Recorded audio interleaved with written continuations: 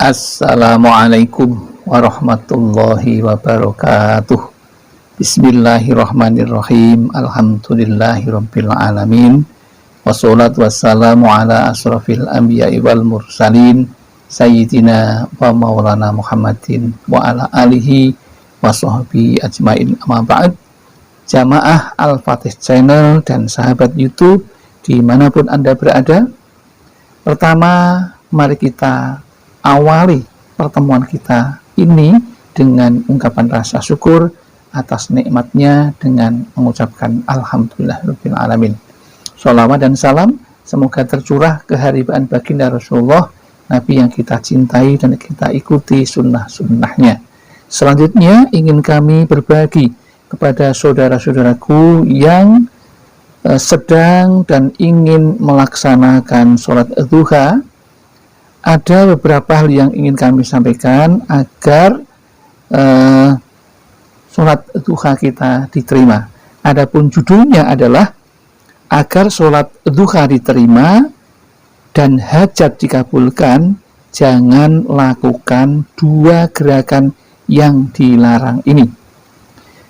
Namun sebelum itu ingin kami sampaikan, silakan Anda like, komen, dan share pada video yang ingin kami sampaikan ini. Selanjutnya mari kita lanjutkan pembahasan kita. Sholat duha merupakan sholat yang dilakukan oleh para nabi dan sahabatnya.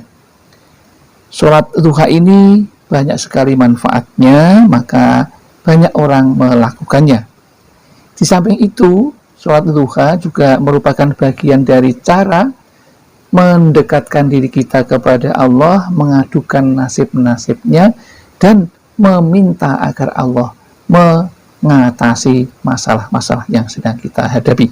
Utamanya tentang masalah rezeki, masalah kehidupan, masalah yang sedang kita hadapi. Ada beberapa hal yang perlu diketahui bahwa setelah Anda menjalankan sholat duha dengan rutin, kemudian mewiridkan hal-hal yang memang dianjurkan, kemudian berdoa seperti yang dicontohkan oleh Rasulullah, maka ada baiknya Anda mengetahui dua hal ini, karena hal ini kadang-kadang tidak sengaja kita lakukan, tetapi ini dilarang oleh Allah Subhanahu wa Ta'ala. Meskipun hal ini tidak membatalkan sholat duha kita, tetapi minimal akan mengurangi kesempurnaan pahala sholat duha. Meskipun tak membatalkan sholat, tetapi hal ini dibenci oleh Allah, makanya Rasulullah Shallallahu Alaihi Wasallam tegas melarangnya. Lantas hal apa yang dilarang yang mungkin kita lakukan bersamaan dengan gerakan-gerakan sholat duha? Yang pertama, ketika sholat duha kita dilarang menghadap atau melihat ke arah atas. Mengapa demikian? Inilah yang disampaikan oleh Rasulullah dari Anas bin Malik radhiyallahu anhu.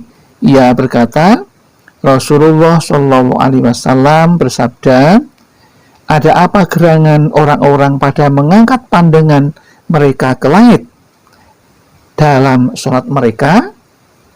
Rasulullah memperingatkan dengan jelas sabda beliau dalam hal ini, sampai beliau bersabda, hendaklah mereka menyadari hal tersebut atau benar-benar tersambar mata-mata mereka.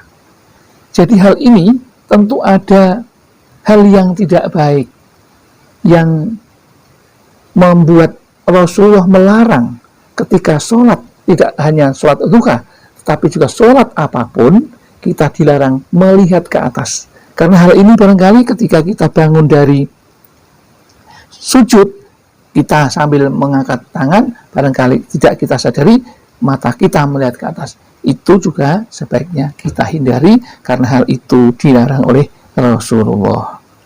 Adapun yang kedua yang perlu diketahui adalah menoleh yang tidak ada kepentingan, ya, menoleh yang tidak ada kepentingan. Kalau misalnya menoleh ke kanan ketika salam, menoleh ke kiri ketika ada salam yang kedua, itu juga diperbolehkan. Hal ini disampaikan oleh Rasulullah dari Aisyah radhiyallahu anha.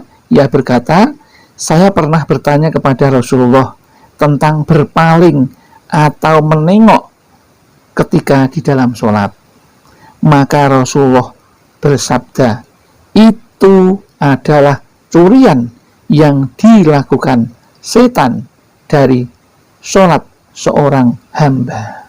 Nah, jadi kalau kita melakukan tanpa sengaja, ya, misalnya tiba-tiba ada orang yang datang sedang kita sholat, maka tiba-tiba kita tidak sadar kemudian menoleh, itu adalah sebenarnya dari godaan setan yang ingin mencuri sholat pahalanya yang diperoleh lewat sholat duha tersebut.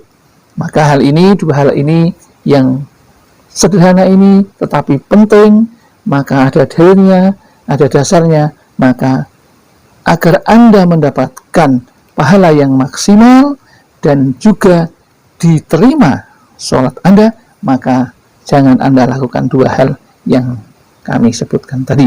Mudah-mudahan apa yang kami sampaikan ini bermanfaat. Barangkali ada kesalahan, kekhilafan, kami mohon maaf yang setulus-tulusnya. Akhirul kalam, billahi taufiq wal hidayah wal inayah wal barakah.